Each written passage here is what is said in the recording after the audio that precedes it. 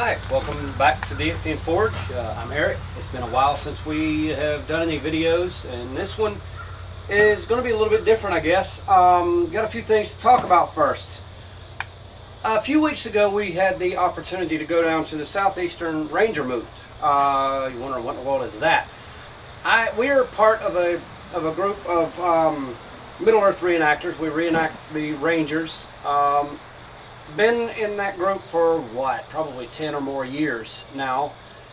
You can find us at middleearthrangers.org/forum. If you're interested, I'll put a link in the descriptions. But we were able to go to this moot. We were absolutely broke. Moot means meeting, for those of you that are not Middle Earth minded. We went to this meeting, and we went flat broke, honestly. They had a table there for bartering. Thankfully, bartering is alive and well, but we really didn't have anything to barter. We didn't have much of anything, so I was not very hopeful of walking away with a whole lot. The first thing that we did get, everybody got a medallion that went along with the place that we went to. I hope you can see that against my shirt because it kind of blends in. That was poor planning on my part, I guess. But over and beyond that, I took down a couple of fire strikers. I'm sorry, hold up.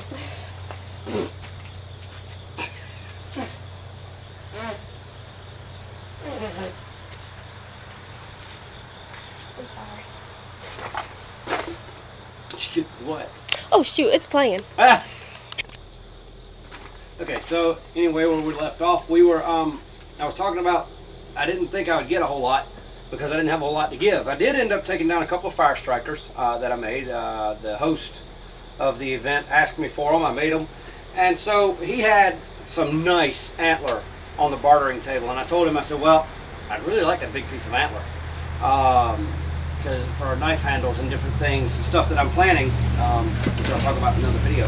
So he said, well, you made me a couple of flint strikers, fire strikers, so I got the big piece of antler. So I was very glad for that. I got a couple or three handles out of this thing if I play it right, and then other decorations here and there. So I got that, and I told him, look, we'll work out a deal on a knife or something. He's actually my best customer to date, he and his wife. And so I got that from him and went on through the night, and a friend that I've been really wanting to meet face to face, he and his wife showed up. And they had some really nice things to put on the table. But I was forging alongside another young man. I took my forge down and did some demonstration there, and a couple of other guys were forging with me. And one of the guys says, hey man, you got some round files, right? I said, yeah. He says, could I trade you something for one of those files? I said, yeah, sure. And so he says, all right, how about a belt buckle? I said, all right. He said, do you want the shiny one or you want the dark one? I said, I'll take the shiny one. So I ended up getting a snake belt buckle out of the deal that he made. I think he made it out of a file, as a matter of fact. So that was something that I was able to pick up on this meeting. So I was happy over that.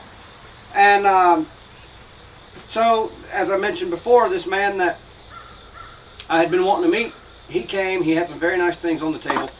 My daughter, who is doing the camera work now, is generally behind the camera. I'm very thankful for her and the work that she does for me in the forge, although she is not seen very often.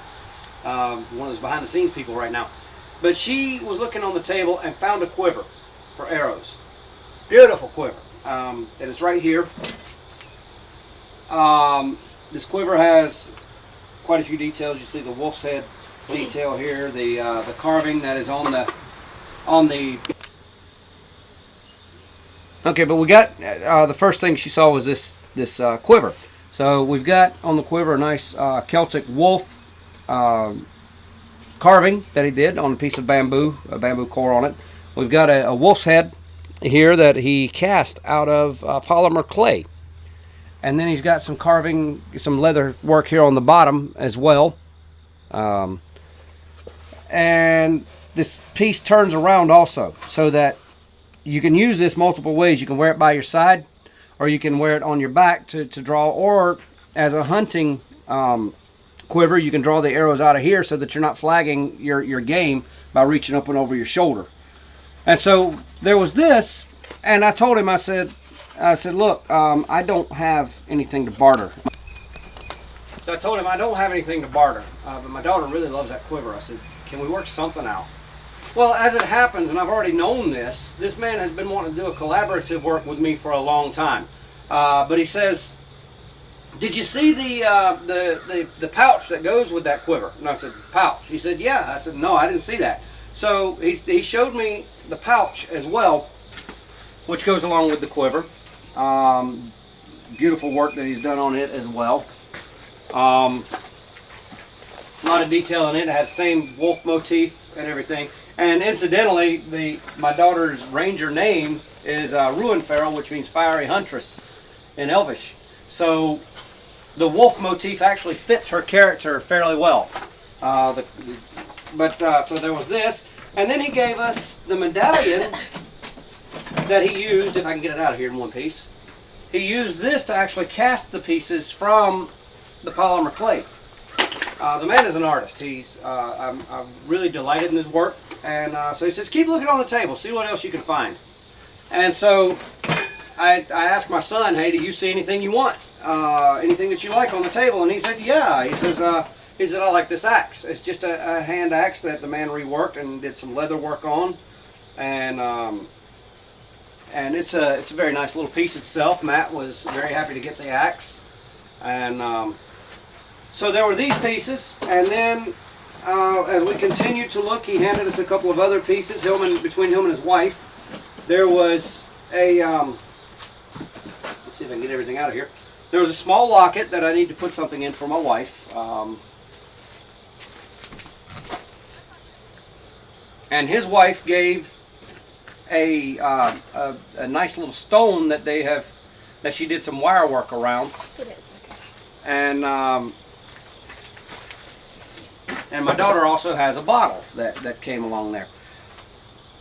So I'll get back to the work that I'll be doing for him in a minute. Back to the whole idea of this video. Oh yes, there are a couple of other things from him. He does some work with some cold steel saxes that he cuts up. They're a little too long for his purposes, so he's got all these tips. And he's given one to myself and my son so that we can rework them into some small blades. That might make a nice little project for us. But then, let's see, what else have we got? Ruinferrell, Rita, came in second place in the archery competition, so she won a nice little necklace for that. And say what? Not saying much. Yeah, well, next year you'll dominate it. How about that? Unless I get in, then you're gonna lose. Oh, okay. So these were the majority of the gifts that we got. Not gifts that we got, but things that we bartered for. Well, as I was leaving, the man who originally gave me the one piece of antler walks up and puts the other two, better tangle up with everything, back in the back of the truck that we rented to go. And so now I have more. I said, "Look," I said, "I appreciate it very much." I said, "But are you sure?" And he said, "I can get the antler. You don't seem to be able to." And I don't. I have a hard time getting the antler for some reason. Living dead in the middle of hunting country, I can't seem to get the antler. So I told him, I said, "Look, we have an active barter going on." He said, "Well, I got a couple of fire steels from you." But I told him anything that I put up on my site, on the ranger site or whatever, if he likes it, let me know and we'll see what we can work out. But going back to the trade, and I know this is getting a little long-winded, but going back to the trade, the man that made the quiver and so forth told me, he said, "I really like the shape of your knives. I want to do a collaborative work with you." He said, "So what if," and I had this blade with me, as a matter of fact. This is one I forged out of a farrier's rasp for my son, as well as the one for my daughter that is finished. It just needs some touch-up work on it, but it's finished. And so he really liked it, so he wanted me to take a farrier's rasp and to forge it out.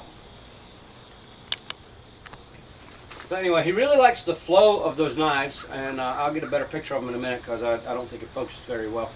But he liked the flow of those knives, and he asked me, he says, "Well, can you forge out a long knife like this out of a rasp, and then I also forge a little by knife for it?" My part of the deal, what I need to do is forge out the blades, do the heat treat and the temper, and all of the sharpening and polishing, then send them to him, and he will help the blades. He'll do all of the fittings on the blades, and he does tremendous work on that as well. So that's what we're going to be doing today. That's what we're going to get started on today. Hopefully it'll go fairly quickly, but we'll see, and I'll do my level best to keep updated on the video. And so anyway, we are fired up and woke up and we're prayed up, so we're ready to go.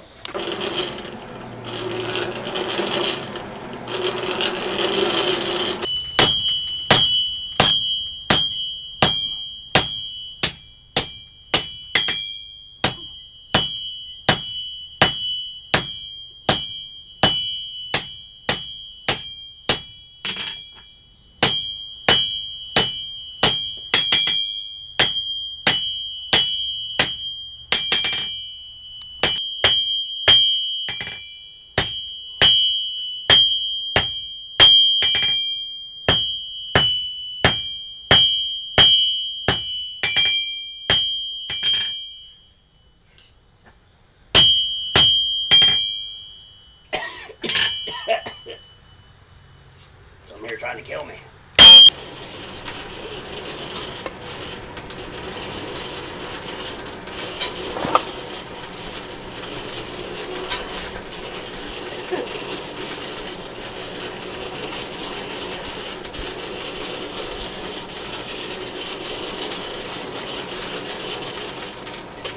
Once I get the tang forged down a little bit, then I can flip it around and have a firmer hold with another pair of tongs.